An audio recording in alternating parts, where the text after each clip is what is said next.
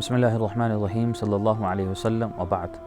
قال الله سبحانه وتعالى إنا أنزلنا في ليلة القدر وما أدراك ما ليلة القدر ليلة القدر خير من 1000 شهر.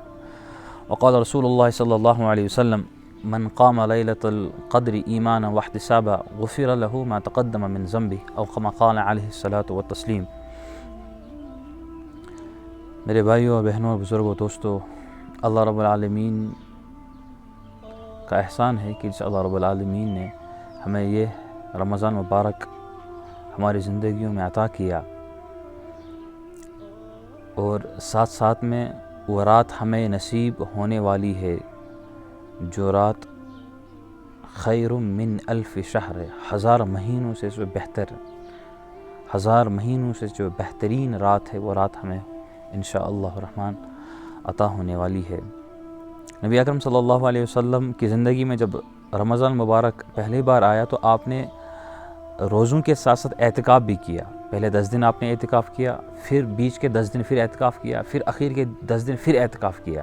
وجہ یہ تھی کہ میں رمضان مبارک کے اندر وہ رات پالوں جو رات 80 سالوں سے بھی زیادہ بہتر ہے۔ تو آپ نے پھر صحابہ کرام رضوان اللہ علیہ مجمعین کو فرمایا کہ میں نے پہلے 10 دنوں کے اندر وہ رات نہیں پائی، بیچ کے 10 دنوں، مغفرت کے 10 دنوں کے اندر وہ رات نہیں پائی، اخیر کے عشرے کے اندر میں نے یہ رات پائی ہے، اس لیے آپ بھی میرے ساتھ اعتکاف کیا کریں۔ تو سب صحابہ کرام رضوان اللہ علیہ مجمعین اعتکاف میں بیٹھے اور وہ رات ڈھونڈنے لگے، اور ان نے یہ فرمایا کہ وہ آپ کو طاق راتوں میں ہوگی، طاق راتوں میں آپ اس کے ڈھونڈ لیا کریں، یا 21 کی تاریخ کو ہوگی، یا 23 کی ہوگی، 25 کی ہوگی، 27 کی ہوگی۔ تو آپ نے ان طاق راتوں کے اندر کہا کہ لیلۃ القدر کو آپ ڈھونڈ لیں، کیونکہ جس نے ایک لمحہ بھی لیلۃ القدر کا پا لیا اس نے خیر ہی خیر پا لیا۔ حضرت نبی اکرم صلی اللہ علیہ وسلم نے فرمایا من حرم خیرہا فقد حرم، جو شخص لیلۃ القدر کی خیر سے محروم ہوا وہ محروم ہی رہا، اور اس کا اثر اس کی پوری زندگی پر، پورے سال پر اس کا پڑ جاتا ہے کہ اس نے رمضان مبارک کو کیسے گزارا ہے۔ جو یہ زندگی میں جو یہ رمضان مبارک میں انسان کر لیتا ہے تو پورے سال کا اثر اس کے اوپر پڑ جاتا ہے۔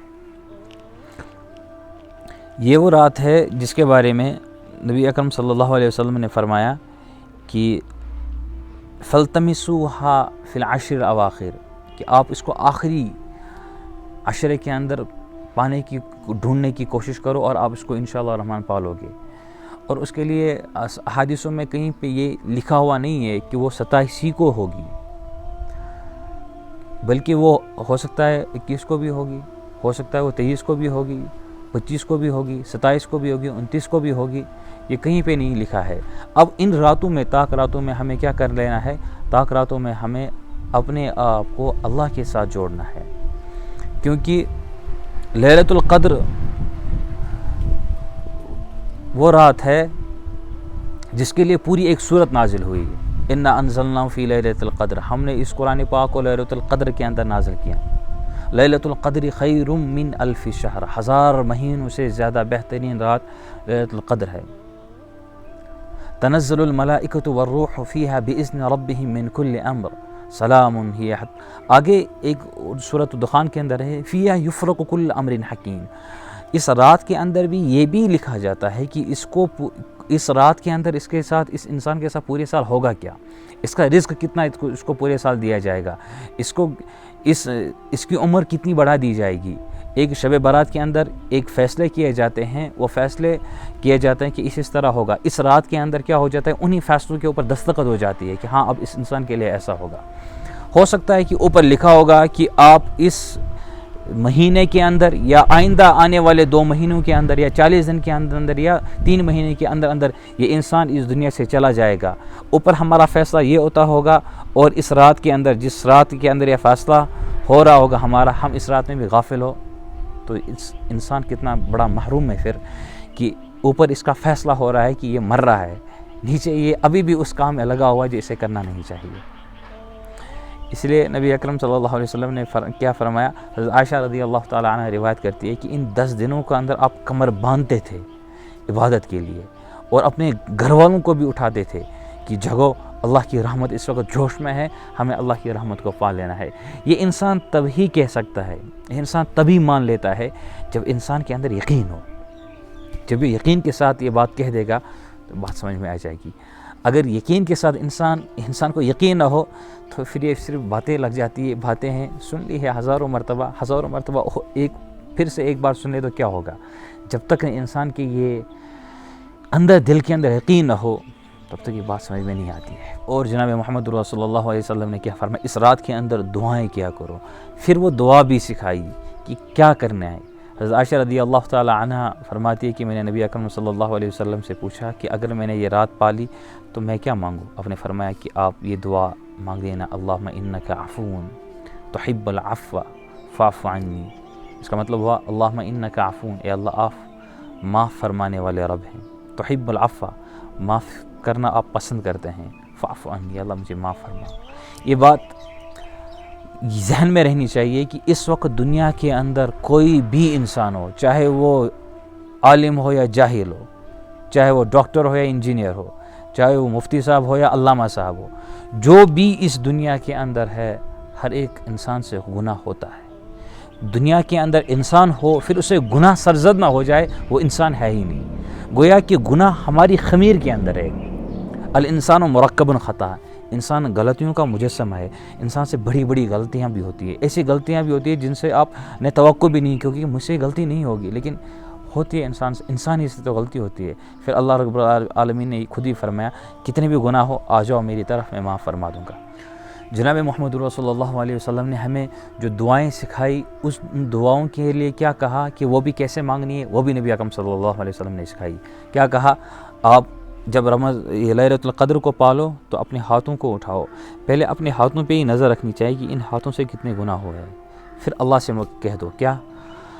اللہم انک تسمع کلامی، اے اللہ آپ میری بات سن رہے ہیں، وترا مکانی، آپ میری یہ جگہ بھی دیکھ رہے ہیں کہ میں کیسے بیٹھ کے تمہارے سامنے مانگ رہا ہوں۔ اسألک مسألۃ المسکین، میں مسکین کی طرح تم سے مانگ رہا ہوں کہ میرے پاس کچھ ہے ہی نہیں، ایک جس طرح فقیر مانگ رہا ہے میں ویسے ہی تمہارے در پہ آیا ہوں۔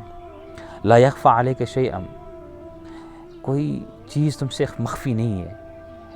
وانت تعلم سری وعلانیتی، آپ میرا اندرون بھی جانتے، آپ میرا ظاہر بھی جانتے، میرا باطن بھی جانتے، میں نے کتنے گناہ کیے یہ بھی آپ جانتے ہیں، میں نے کتنے نیک اعمال کیے یہ بھی آپ جانتے ہیں۔ میں آپ کے سامنے گڑ گڑا کے مانگ رہا ہوں، انت، پھر آگے نبی اکرم صلی اللہ علیہ وسلم نے فرمایا، ایک لفظ استعمال کیا ہے عبد الذلیل، ذلیل کا لفظ کیا استعمال۔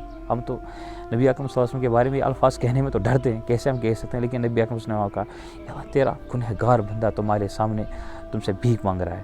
حالانکہ نبی اکرم صلی اللہ علیہ وسلم کے بارے میں کیا اللہ نے فرمایا کہ آپ کی اگلے پچھلے تمام گناہ معاف ہے، آپ معصوم ہیں، لیکن پھر بھی ہمارے لیے کہا جب آپ اللہ کے پاس جاؤ تو اس وقت الفاظوں کو نہ دیکھو بلکہ آپ کیا کر لو، آپ دل سے کہہ لو۔ اللہ رب العالمین کو کسی چیز کی تمہارے بڑے بڑے الفاظوں کی ضرورت نہیں ہے، کچھ بھی نہیں اس کو ضرورت ہے۔ He doesn't need perfect words. He doesn't need perfect words from you. واللہ just a heartful cry. بس دل سے تم ایک آواز نکالیں کہ اللہ آج تک گناہ ہو گئے ہیں، آئندہ نہیں کروں گا۔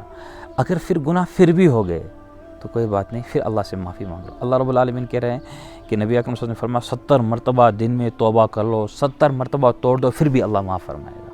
تو یہ لیلۃ القدر اگر ہماری زندگیوں میں آ رہی ہے، مختصر سی ہے کہ اس کو غنیمت سمجھے، غنیمت سمجھ کے اپنے آپ کے پہ نظر ڈالے کہ اگر آج تک ہوا ہے، آج تک گناہ ہوئے ہیں، آئندہ نہیں ہونے چاہیے۔